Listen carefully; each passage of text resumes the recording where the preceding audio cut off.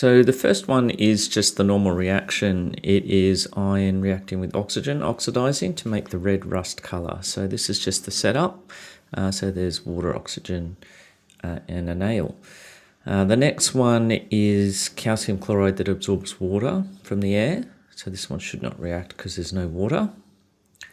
The next one is boiled water with a layer of oil on top. So no oxygen should, all the water got boiled out of the oxygen, shouldn't come back.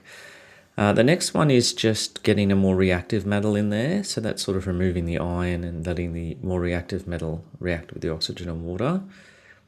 And the last two are catalysts. So they should cause the molecules to line up in the correct orientation, and they should allow the reaction to occur faster, according to the collision theory that's written there.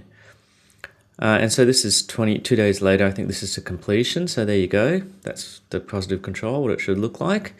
And I'm just lining it up. You can see that without water, the nail didn't react. The next one, a little bit of oxygen must have dissolved into the water still, because there's still a little tiny bit of rust at the bottom. The one that's meant to have no oxygen. So that sort of makes sense. That wasn't a very super diligent way of getting rid of every bit of oxygen.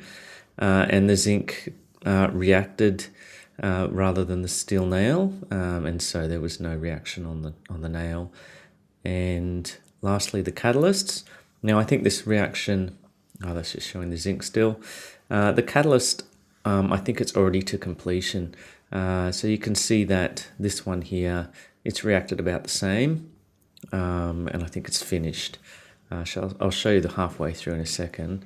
And this one is the acid catalyst, and you can see it's all the redness. It's just clung to the nail. It's not loose and going into solution like the first, like the sodium chloride catalyst.